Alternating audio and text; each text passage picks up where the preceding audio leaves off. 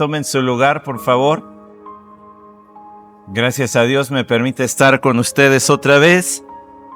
Quien no haya estado anoche aquí, le tengo que decir, mi nombre es Santiago Fuentes, tengo el privilegio de servir en la Iglesia Cristiana Renovación, en la Iglesia Cristiana Renovación como uno de los 2 pastores de aquella congregación, y hoy están también reunidos alabando a nuestro Señor. Les mandan saludos. Ahorita de último minuto seguían entrando algunos saludos, así que sean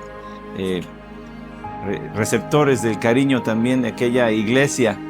Y por supuesto, ¿verdad? Lo decía anoche, sirvo un rey, se llama Jesús, una reina se llama Raquel y una princesa se llama Esli. Y gracias a Dios porque al servirles a ellas 2, pues sirvo también al rey. Entonces es de ganancia, ¿verdad? Esta mañana me pidieron si podría hablar algo acerca de la predicación expositiva y por supuesto que con mucho gusto lo voy a hacer. Quiero decirle que antes de hablar de este tema, usted y yo tenemos que pedir la ayuda de nuestro Dios. Entonces vamos a orar. Señor, bendice tu palabra, que sea de provecho cada uno de los que estamos aquí, de edificación a tu iglesia. Sigue formando a tu Hijo Jesucristo en cada uno de nosotros, aún en un tema como este, Señor, que podamos serte agradables. Amén.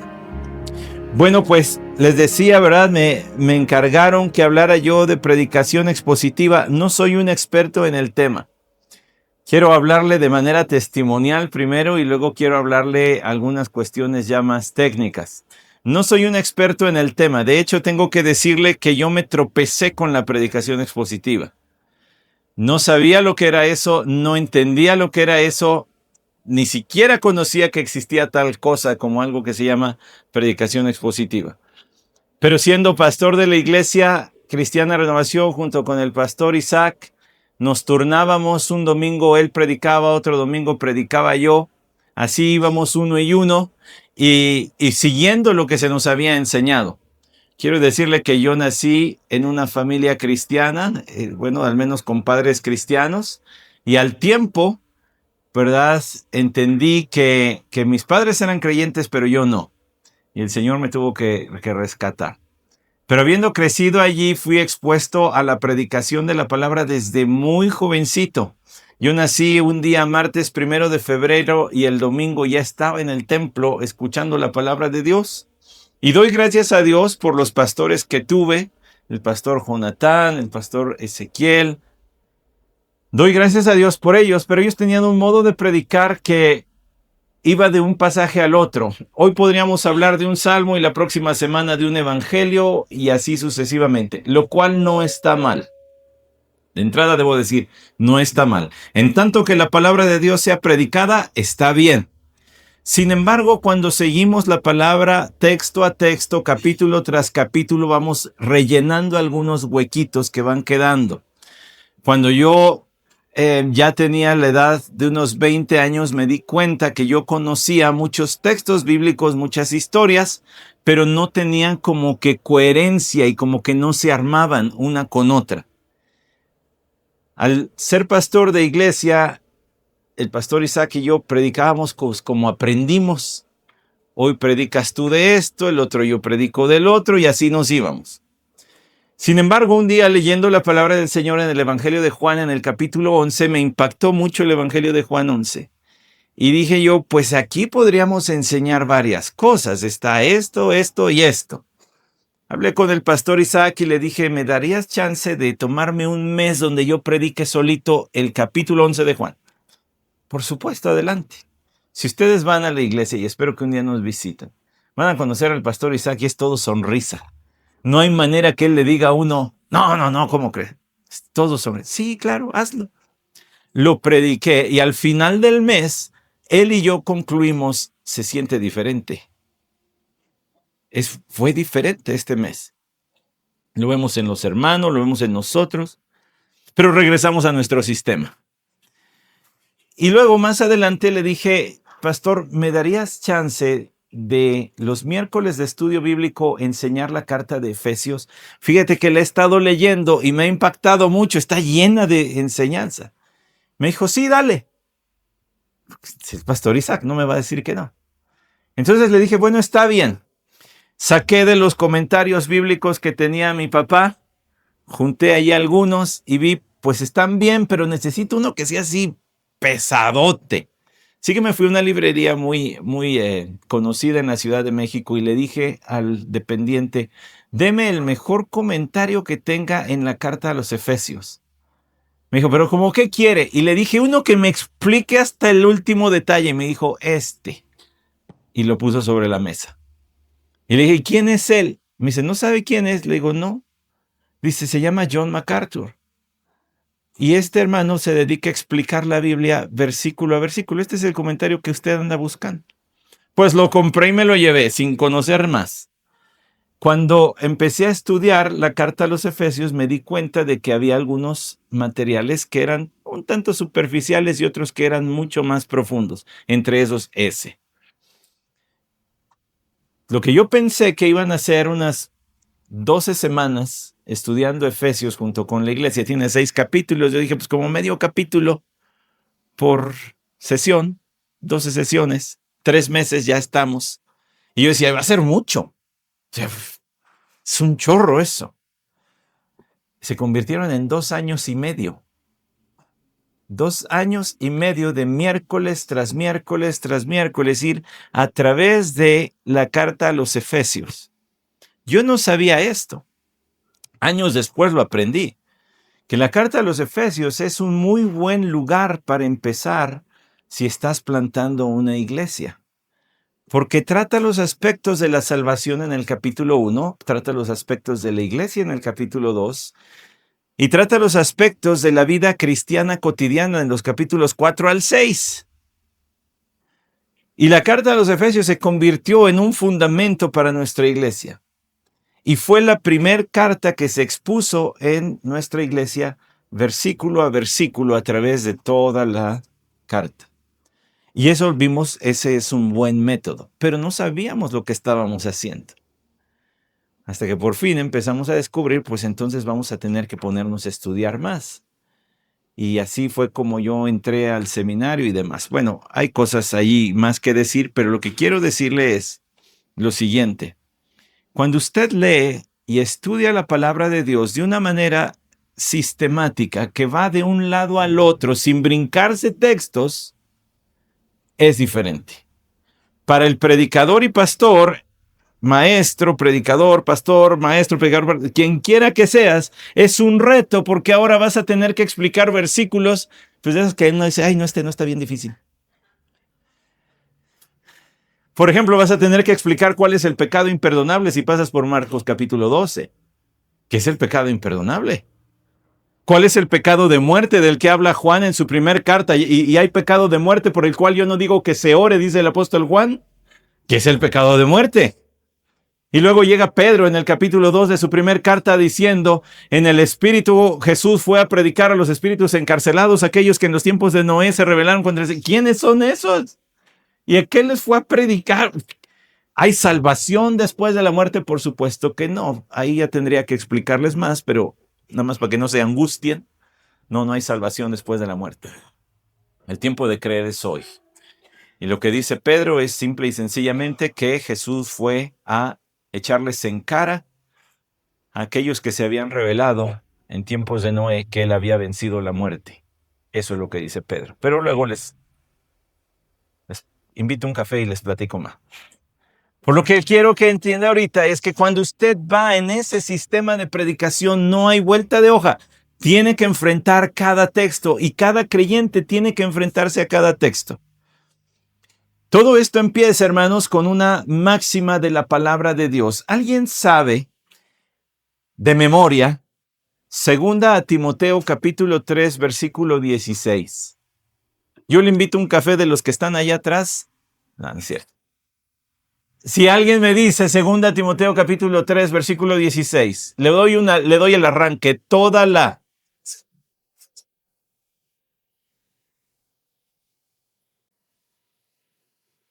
Eso. Uy, no nos va a alcanzar el café. No, a mi hermano le dan la olla, a mi hermano pastor le dan la olla, porque lo dijo todo completito y sin error. Toda la escritura es inspirada y es útil A ver, entonces, ¿cuántos versículos de la Biblia caben en la palabra toda? ¿Seguros? Va de nuevo la pregunta. ¿Cuántos versículos de la Biblia están incluidos en la palabra toda? ¿Ya los hice dudar? Pues no duden, todos. Todos los versículos de la Biblia son inspirados por Dios. Y todos son útiles. Pastor, pero es que hay unas genealogías de 7 capítulos. ¿De poco no ha leído primer libro de Crónicas? 7 capítulos de nombres. Parece catálogo para baby shower. Hay unos muy feitos, ¿verdad? Uno diría, no, este no lo pongas. Pónselo al perro del vecino que es bien agresivo, ese sí. Pero toda ella es inspirada, pero requiere trabajo. Y es donde muchos creyentes le dan la vuelta. Ay, sí, toda es inspirada, pero me lo brinco. Si es inspirada, es útil. Y toda es inspirada y toda es útil. Entonces, la predicación, hermanos, empieza con un alto concepto de la Biblia. Si usted piensa que la Biblia es cualquier librito, ay, sí, mira aquí unas historitas y todo, entonces usted está perdiendo el tiempo al leerla. Si es un libro cualquiera, entonces mejor ni la lea. Hay unos bien entretenidos, ¿eh? Las aventuras de Sherlock Holmes, son buenísimas, me encanta leer esa cosa. 12 cuentos peregrinos de Gael García Márquez, buenísimo libro. Pero este libro, no hay otro libro como este, porque este cambia la vida. Cuando tú lees la Biblia te lee a ti.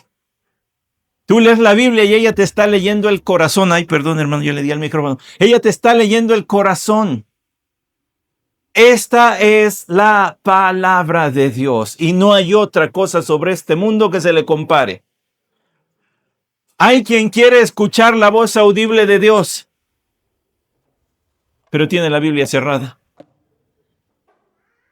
¿Cómo vas a escuchar a Dios si no abres la Biblia? Y no estoy diciendo que Dios te va a hablar con una voz audible. Lo que estoy diciendo es que su voz está en las letras de este libro. Y la comprensión de ese libro te va a ayudar a saber lo que Dios quiere en cada aspecto de tu vida.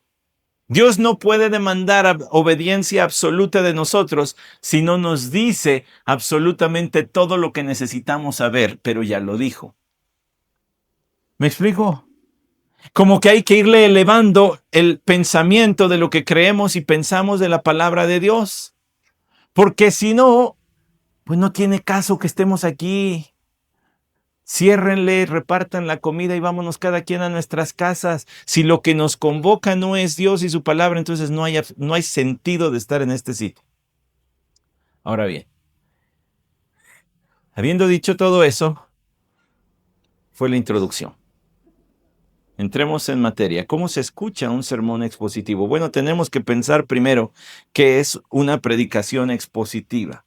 Una predicación expositiva, permítame decirle de paso, es la forma en que los predicadores de la Biblia predicaban. Ellos tomaban un texto y explicaban el texto y aplicaban el texto. ¿Alguien de aquí se sabe, ya que estamos centrados en esto, alguien de aquí se sabe todos los nombres de los profetas del Antiguo Testamento que dejaron un libro escrito? Empieza la lista con Isaías y acaba con Malaquías. ¿Quién se la sabe? Isaías, Jeremías, Lamentaciones es de Jeremías, luego Ezequiel, Daniel.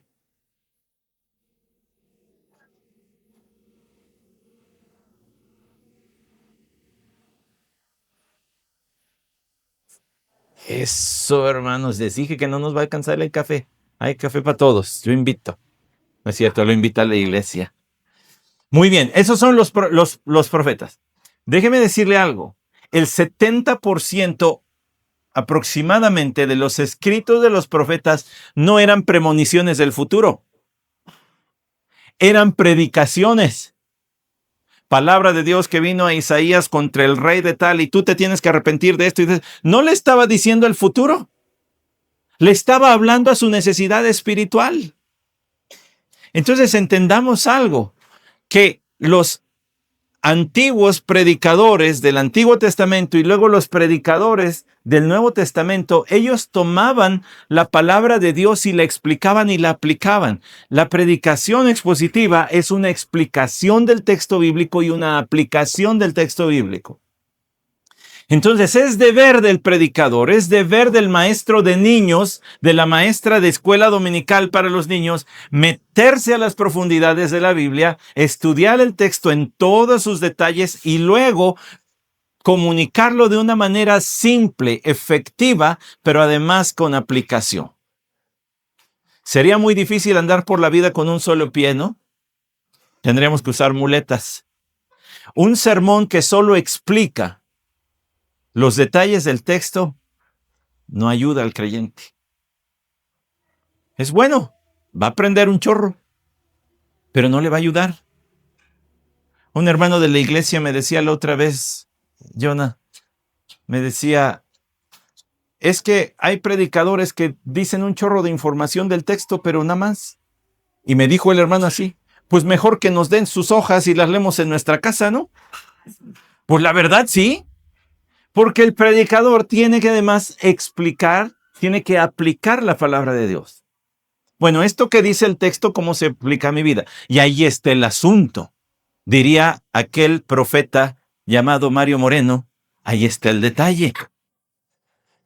Ya lo entendieron, ¿verdad? Ahí está el detalle. Porque este libro fue escrito en más o menos 1500 años entre Génesis y Apocalipsis. O sea, el tiempo que transcurrió en que se escribió. Pasó más tiempo histórico, pero entre Moisés y Juan, más o menos 1500 años. Lo escribieron cerca de 30 autores diferentes, más o menos. Pero no solo eso.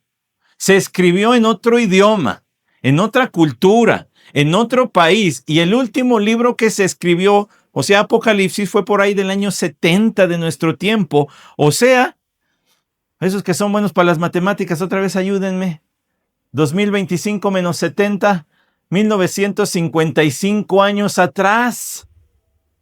Entonces el predicador tiene que hacer un puente entre ese mundo, ese tiempo y el mundo de hoy y el tiempo de hoy. Lo que fue verdad para ellos también es verdad para nosotros. ¿Cómo? Esa es chamba del que estudia. Ahora, cuando estoy hablando aquí de predicador, ya me transformé, ya me hice maestro de seminario porque así lo enseñaba, pero aquí hay muchos otros que tienen que estudiar la Biblia, es decir, todo creyente la tiene que estudiar. Y tiene que sacar los detalles, pero también tiene que sacar la aplicación. Eso se puede aprender, hermanos. Eso no se necesita ir al seminario para hacerlo, eso todo creyente lo debe hacer. Pero lo que es una predicación expositiva es una explicación y una aplicación. Ahora, responde 3 preguntas. La predicación responde 3 preguntas. ¿De qué trata el texto? Mire, en la primaria nos ponían a leer y nos decían, ahora a ver, dime de qué trata. Dime qué leíste. En primera instancia, usted tiene que leer la Biblia y responderse, ¿y de esto que acabo de leer, de qué trata? La pregunta más sencilla. Número 2, ¿qué enseña el texto? Es decir, ¿qué verdad eterna está inmersa aquí? Que le voy a decir algo. Hay quien lee la historia de David y de Goliat y termina diciendo lo que el texto no dice. Y entonces aplica mal. Porque ven a David y a Goliat y dicen, ¿y cuál es el gigante que estás enfrentando hoy en tu vida? Toma la piedra de la oración, toma la piedra del ayuno, toma la piedra del no sé cuál. Y le van poniendo nombre a las piedritas que agarró David. Y fallan completamente el asunto. Primero se les olvida que David ni usó todas, nomás usó una. Tenía buena puntería. Se les olvida además que David dijo, yo no vengo a enfrentarte así como así, yo vengo en nombre de Jehová. O sea que no fue la buena puntería de David, ni la piedra, ni la onda, como dicen, le tiró mala onda a Goliat. Fue el poder de Dios que tumbó ese gigantón. Entonces, ¿de qué trata la historia? Del poder de Dios A través de David. Entonces, lo que enseña el texto, hay que encontrar la verdad eterna en el texto, no los detalles del texto, tratarlos de aplicar. ¿O qué? Si predico de David y Goliat, ¿les voy a traer resorteras y piedras para que cada uno se lleve? ¿Cuál gigante vamos a ir a matar? Se fijan cómo si yo trato de aplicar los detalles del texto, voy a terminar haciendo un desastre. Tengo que buscar la verdad eterna, lo que llamamos doctrina. Y tercero, ¿cómo se aplica el texto? Esas tres preguntas hay que responder. Entonces, cuando usted está sentadito ahí escuchando, le tiene que decir, ¿de qué trata el texto? Ah, el predicador o el maestro ya me explicó. ¿Cuál es la verdad eterna que está diciendo? Ah, esta. ¿Y cómo se aplica? Y me va a ir dando aplicaciones durante la exposición. ¿Vamos bien hasta aquí? Porque yo ya casi me acabé el tiempo que tengo y todavía me falta un chorro. Pero vamos bien, le voy a pisar al acelerador. Ahora, déjeme decirle algo. A reserva de que esto suene a presunción, déjeme decirle algo. Ayer en la noche los que estuvieron aquí, ¿escucharon de qué trata el texto? ¿Escucharon una verdad eterna? ¿Y cómo se aplica? Y no me estoy poniendo como ejemplo de vean, ay, qué bien lo hago. No, no, no, yo sigo aprendiendo de estas cosas, pero lo que quiero y me esfuerzo por hacer es que todos los que me escuchan sepan de qué trata la Biblia, qué enseña la Biblia y cómo llevarlo a sus vidas cotidianas. Espero cumplir ese objetivo también al rato. Seguimos. Además de eso, tiene usted que comprender lo siguiente, que todo libro de la Biblia se parece a una llanta de bicicleta. Porque todo libro de la Biblia o carta tiene una razón, un propósito por el cual fue escrito. Le voy a decir algo. Por ejemplo, el profeta Joel escribió en contra de los edomitas. Su propósito era hablar de cómo Dios los iba a castigar por todo el mal que habían hecho. Entonces, cada fragmento, cada nuevo pensamiento que hay en el libro de Joel apoya y apunta a ese gran propósito. ¿Me explico? Como los rayos de una bicicleta. Ahora, la idea central de cada párrafito se le llama perícopa, si a alguien le interesa, o párrafo bíblico. Ahora, le seguimos, por favor, porque aquí viene otra ilustración que a mí me gusta hacer. Cada párrafo bíblico puede ser entendido como un anillo de estos que tienen muchas joyitas. Tiene una pieza principal y otras alrededor. Entonces, de un mismo texto, usted puede sacar muchas enseñanzas, pero generalmente hay una que domina el texto. Busque la que domina el texto. Primero busque la que domina el texto. No es difícil ir a la segunda de los Corintios, capítulo 5, versículos del 14 al 21 y encontrar que lo que domina el texto es Cristo y la reconciliación que tenemos en Él. Si se menciona un chorro de veces la palabra reconciliación, si se menciona un montón de veces el nombre Cristo, pues no es difícil. ¿Qué quiere Dios que entienda? Pues que soy reconciliado por la fe en Cristo Jesús para con Dios. ¿Me explico? Hay que buscar cuál es la idea principal. Y aunque hay otras joyas allí, váyase ahorita con la idea principal. Así empiece. Empiece buscando cuál es la idea principal de cada texto. Cuando usted escucha una clase, una predicación, ya sea en vivo o por internet, pregunte cuál es la enseñanza principal del texto. Es ya cuestión del predicador si la da o no, pero usted pregúntese eso. Ahora vienen más diapositivas aquí. Entonces, ¿cuál es la responsabilidad del predicador? Primero, el predicador tiene que darle el contexto histórico. Segundo, el literario. Y tercero, el gramatical. Ya le dije yo que la Biblia no fue escrita en México el año pasado. El último libro de la Biblia se escribió hace 1950 años, por lo menos. Y antes de eso, pues, mucho más para atrás. Entonces se escribió en otro sitio. Tenían otras condiciones, otras costumbres, otras ideas. Nosotros tenemos que estudiar qué estaba sucediendo.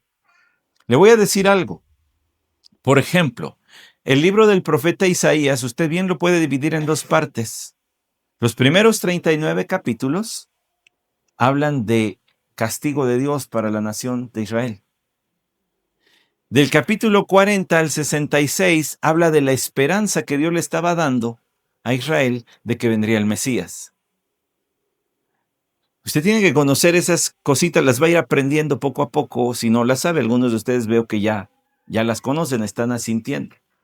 Si usted va a la carta de Pablo a los romanos, se va a dar cuenta que Pablo dice al final que lo que desea es que los romanos le apoyen para llevar el evangelio a España. Por eso es que a una congregación que no le conocía físicamente, les manda una carta explicándoles todo lo que enseña. Y les da una exposición de doctrina bíblica para que los romanos digan, hombre, este es un verdadero siervo de Dios, vamos a apoyar. Por eso es que la carta de los romanos es tan densa, tan pesada, porque es una explicación de las doctrinas cristianas.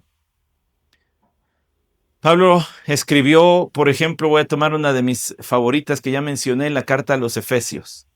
A los Efesios les escribió una carta con las bases de la iglesia. ¿Qué es lo que debe ser una iglesia? Toda carta tiene una razón de ser y tiene un contexto. Y como ya dije, a los romanos para que le ayudaran, a los efesios para sentar las bases de la iglesia, le escribió a los filipenses para corregir algunos errores y para agradecerles que le habían ayudado con mucho dinero. La ofrenda que juntaron los filipenses fue enorme. Jubiló a Pablo de hacer tiendas y lo dejó haciendo creyentes por el resto de su vida. ¿Vamos bien hasta aquí? Hay otro contexto que se tiene que explicar. Y es el contexto literario. Usted encuentra, a ver, díganme, ¿cuál es el libro más largo de la Biblia? Salmos. ¿Cuál es el salmo más largo? 119. ¿Cuál es el más corto? El 117. ¿Con cuál empieza? Pues con el 1. Cierto. El libro de Salmos es poesía hebrea. Pero la poesía hebrea no es como la poesía mexicana. La poesía mexicana se basa en la rima, ¿no? Mexicanos al grito de guerra. El acero aprestad y el bridón. Y retiembla en sus centros la tierra al sonoro rugir del cañón. Entonces, la primera frase, guerra, tierra, riman. La segunda y la cuarta riman. Bridón, cañón. ¿Verdad? La poesía en español se basa en la rima. La poesía hebrea no.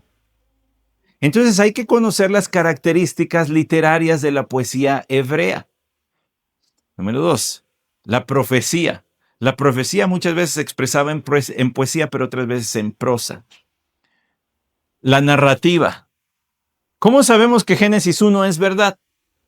¿Cómo sabemos que Génesis 1, 2 y 3 son verdad y no son una fábula o un mito que tiene enseñanzas espirituales, pero que en realidad son cosas que no sucedieron?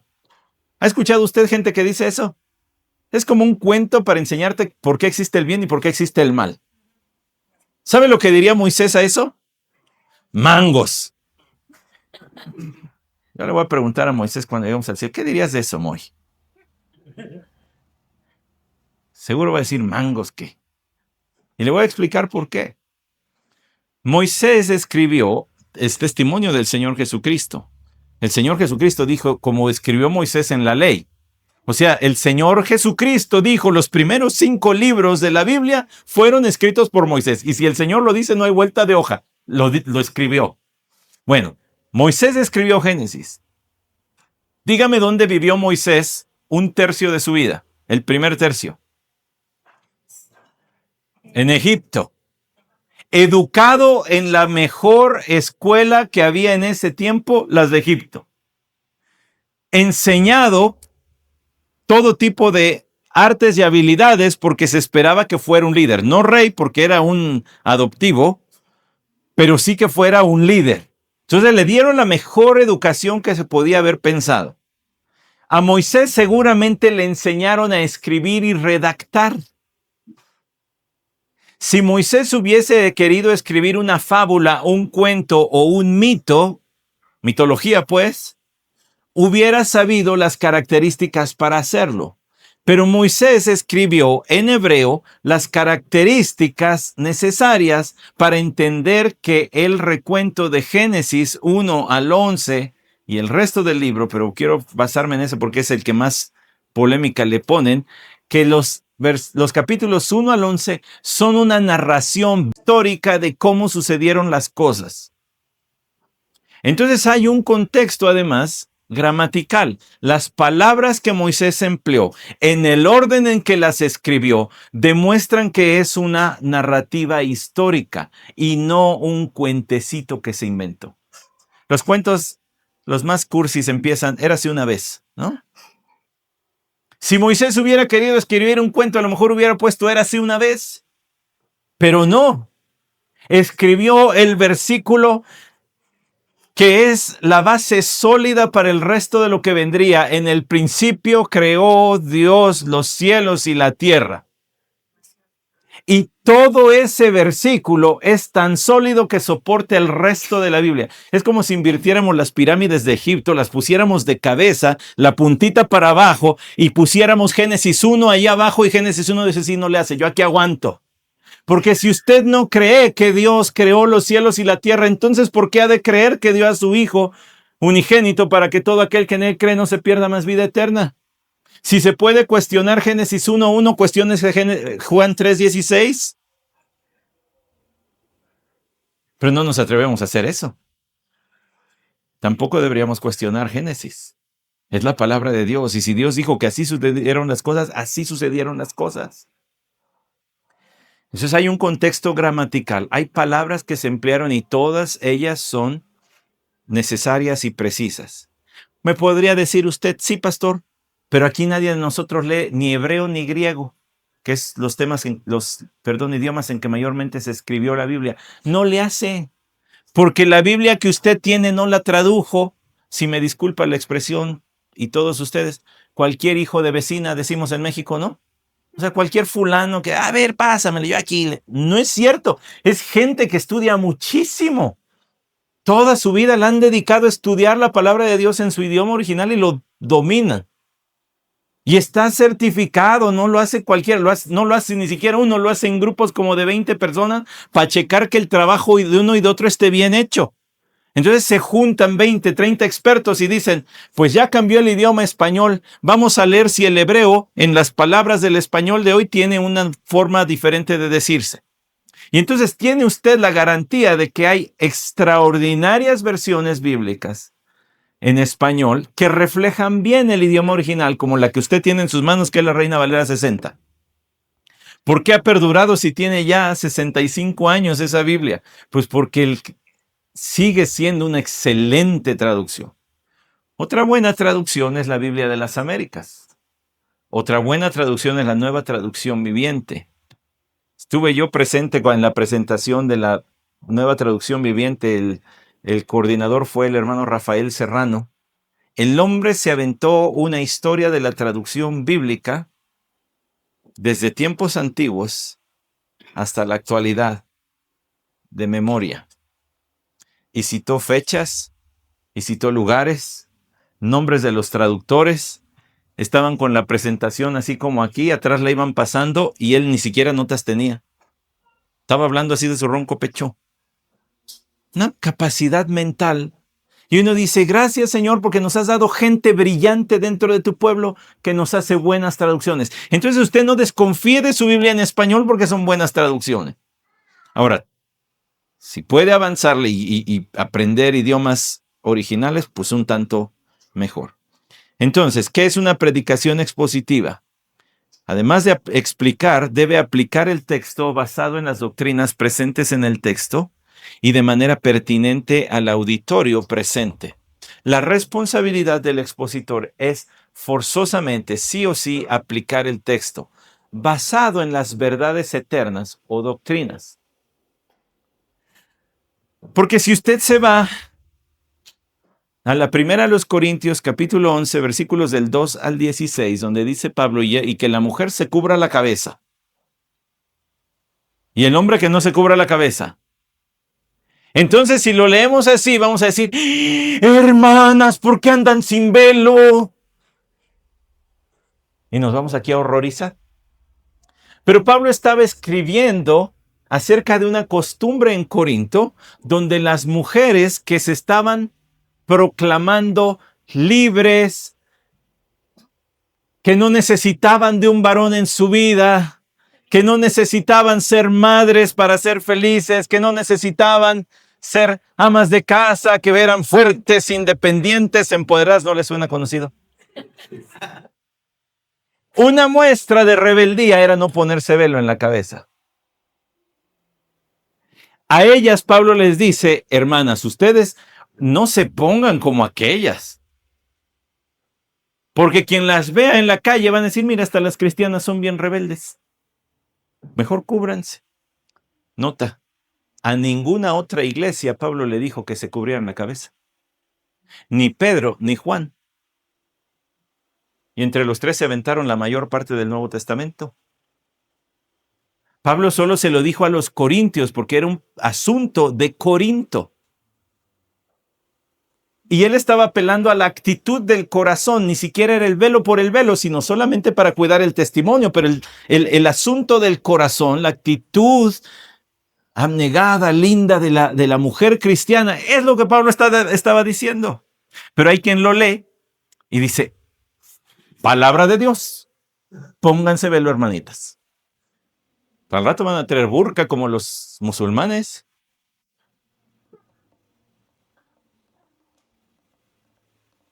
Por cierto, ningún cristiano apoya el Islam, ¿eh?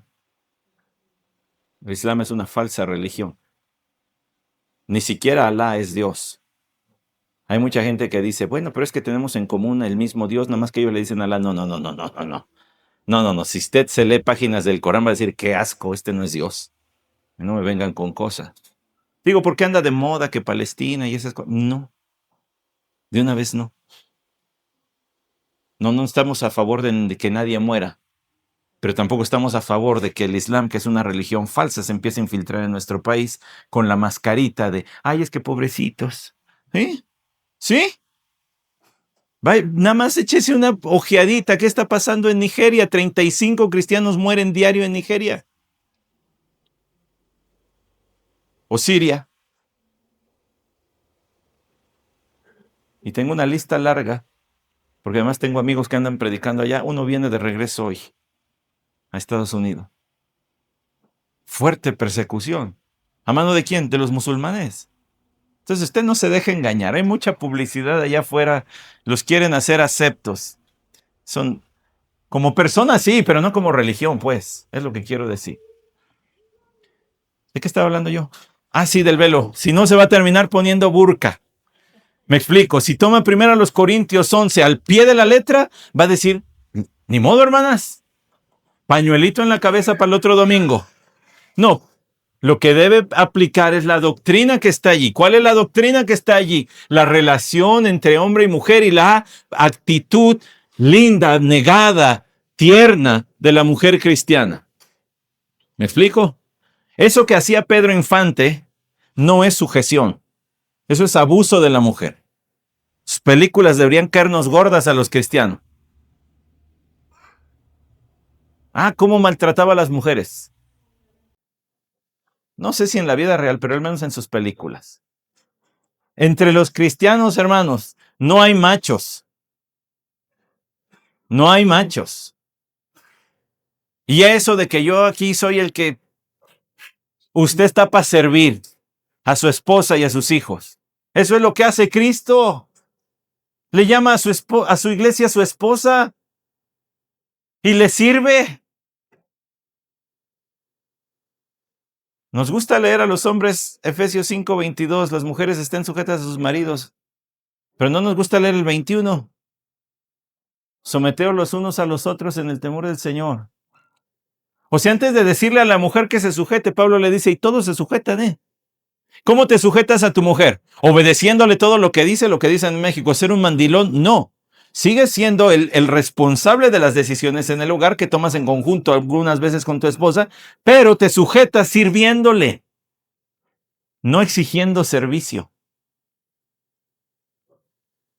Hay mucho que los mexicanos varones tenemos que aprender de lo que dice la Biblia, pero tenemos que aplicar la Biblia con sus doctrinas o vamos a terminar aplicando cosas que no son de nuestro aplicación. Luego, por último, ahí dice, de manera que sea pertinente al auditorio presente. Si hablas nada más,